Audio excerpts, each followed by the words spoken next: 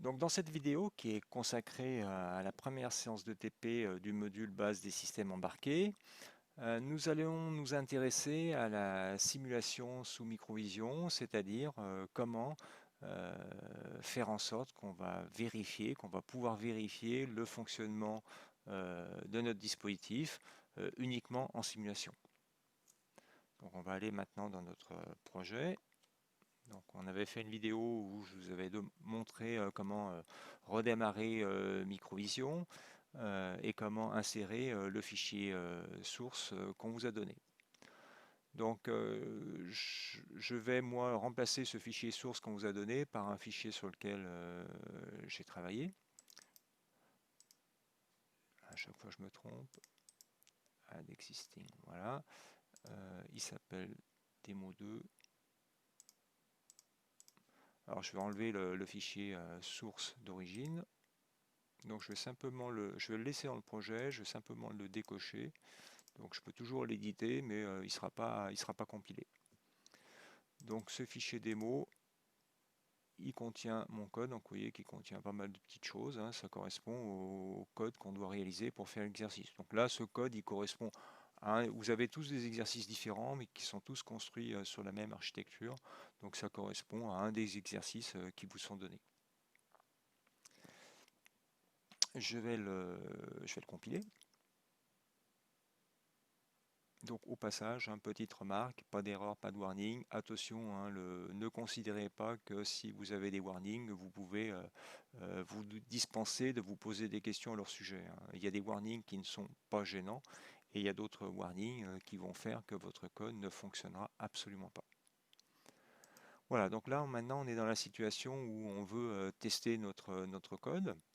Donc, alors, le code, là, je l'ai fait un peu de telle manière à dissimuler un peu de trois choses, hein. Je voudrais pas trop vous, comment dirais-je, vous suggérer du code. Donc, vous voyez, typiquement, là, on voit apparaître une fonction d'interruption.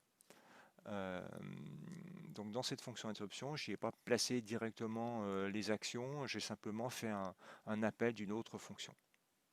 Donc, cette fonction ISR INT6, est une fonction d'interruption, non pas parce que je lui ai donné un nom qui s'appelle ISR comme Interrupt Service Routine et que j'ai précisé le type de l'interruption, c'est une fonction d'interruption parce que j'ai mis le mot-clé derrière Interrupt. À partir du moment où le compilateur voit ce mot-clé Interrupt, il va traiter cette fonction comme une fonction d'interruption.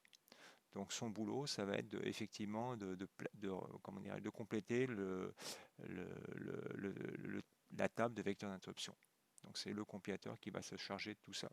Et il va savoir que ce code d'interruption, cette fonction d'interruption est une interruption qui est liée à l'interruption INT6 parce que je lui ai donné ce numéro-là.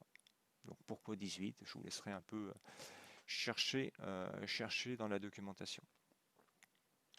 Donc il n'en reste pas moins que ce code, il est censé, sur action, sur un bouton poussoir, de faire changer l'état de la LED. Il est aussi censé réagir à une interruption qui s'appelle l'interruption INT6.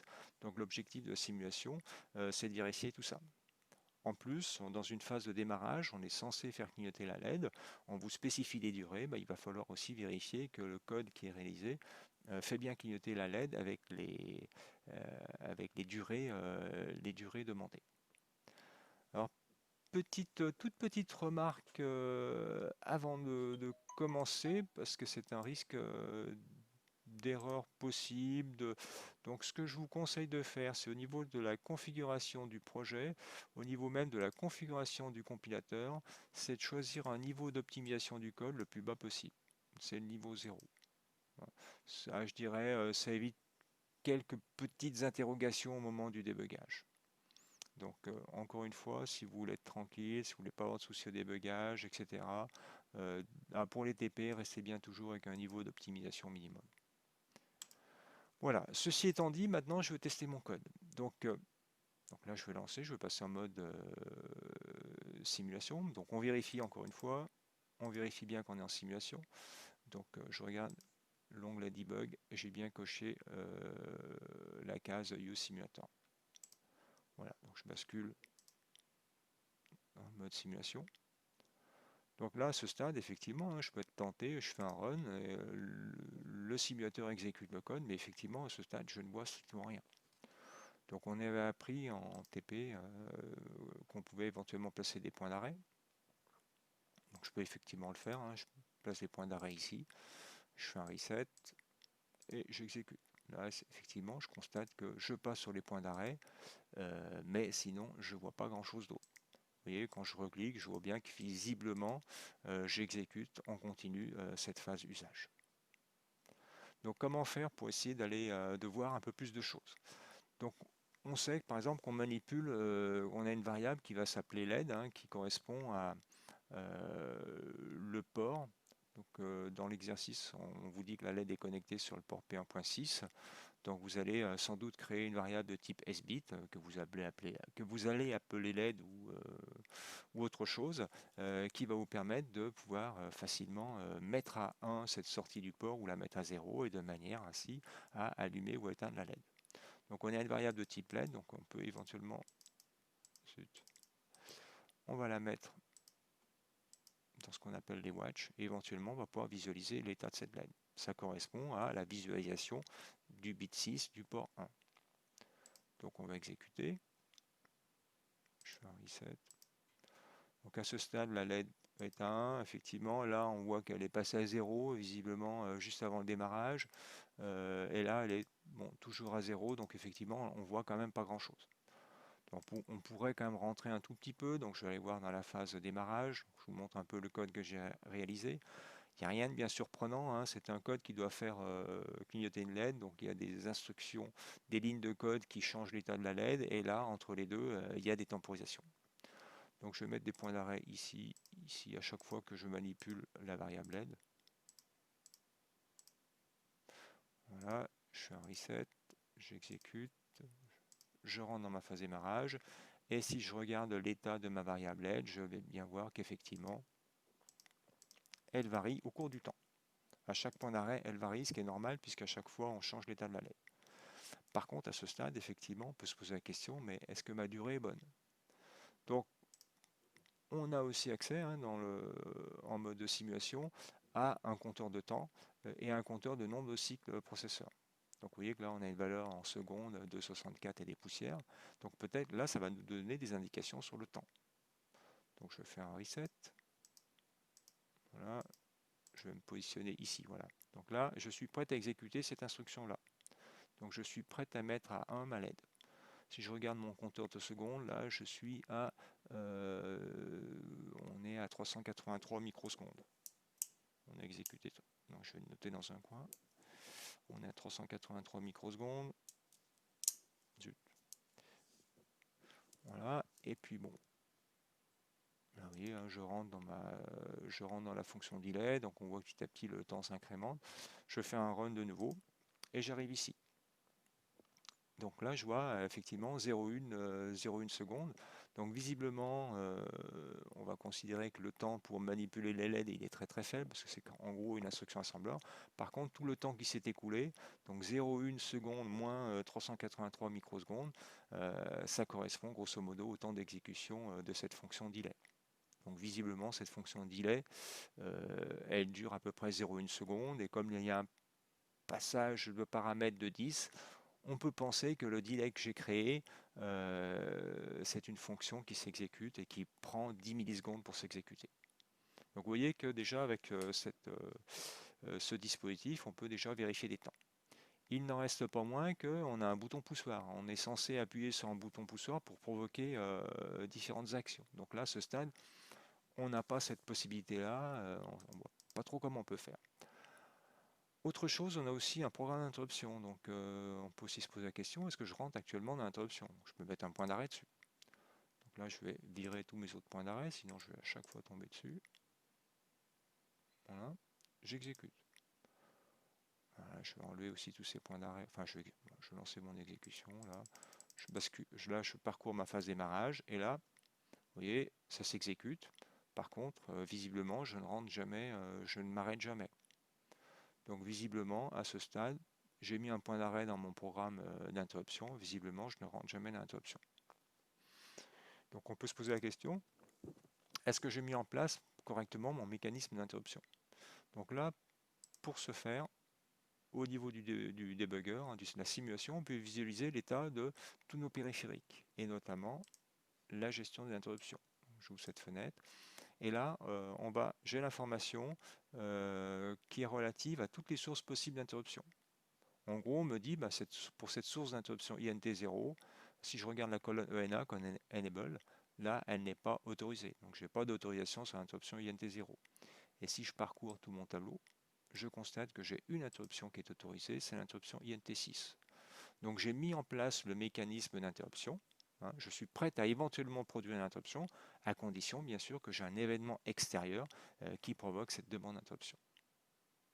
Petite remarque aussi, vous avez le bit EA qui est mis à 1, donc je vous laisserai regarder dans la documentation à quoi ça correspond. C'est une validation globale des interruptions, et pour générer l'interruption, on a aussi besoin de valider de mettre à 1 ce bit. Ça, je vous laisserai un peu regarder. Donc on a le simulateur nous permet de donner des informations sur les périphériques. De la même manière, il nous permet de visualiser les ports d'entrée-sortie. Donc la LED, c'est le port, on est sur le port 1. Donc l'état de la LED, c'est quand je vais piloter le port 1 et notamment le bit 6 du port 1 que je vais changer l'état de la LED. On va vérifier si ça marche un peu comme ça. Donc je vais remettre mes points d'arrêt, j'ai toujours mes points d'arrêt ici, donc je fais un reset. Voilà, j'arrive sur le premier point d'arrêt, donc la prochaine instruction c'est mise à 1 de la sortie LED. Donc si je regarde mon port 1, P1.6, actuellement je suis à 0, j'exécute cette ligne de code. La LED est bien passée à 1 et je vois bien apparaître ce bit qui est passé à 1. Donc là, on a des registres qui sont relatifs au pilotage du port 1. Donc là, la signification de ces registres, P1MD in, P1MD out, je vous laisserai un peu regarder la doc, ça fait partie de la découverte d'aujourd'hui. Et la quatrième ligne ici, c'est éventuellement si je veux fonctionner en entrée, c'est-à-dire que si je veux utiliser une broche comme broche d'entrée, c'est ici éventuellement que je veux venir appliquer les stimuli. Donc typiquement, le bouton poussoir, il est sur le port P3.7, hein, dans l'énoncé de l'exercice. Donc je vais aller ici, P3.7. Donc si je manipule ce bouton ici, c'est comme si j'appuyais sur le bouton poussoir. Donc on va voir après comment on va pouvoir l'utiliser. Donc on a aussi, avec le simulateur, quelque chose qui va être extrêmement intéressant aujourd'hui, c'est la possibilité d'avoir une fonction d'analyseur logique. Donc je vais pouvoir représenter visuellement différents signaux. Donc là, j'avais déjà préparé, j'avais déjà mis la variable LED dans mon analyseur logique. Je vais rentrer d'autres signaux, donc à chaque fois, donc il faut bien sûr que ce soit des variables qui ont été créées. Donc j'ai une variable qui s'appelle visu bouton poussoir, visu BP. Donc c'est une variable qui va passer à 1 à chaque fois que je vais faire une action sur le bouton poussoir. Je vais avoir aussi, j'ai une variable, si je me souviens bien, qui s'appelle visu INT6. T6. Oups, qu'est-ce que j'ai fait comme bêtise? Ouais, j'ai oublié de taper ici. Voilà. Visu INT6. Et je vais aussi, à chaque fois je me trompe, voilà, et je vais aussi visualiser le port 4. Alors, pour l'instant, je vous explique pas pourquoi, simplement, voilà. Voilà, et donc là, je vais faire un reset, et je vais exécuter. Donc effectivement, je tombe sur des points d'arrêt, mais on voit que petit à petit, je vais virer ce truc-là, qui va nous gêner. Voilà. Vous voyez que petit à petit, ma variable LED, elle change au cours du temps.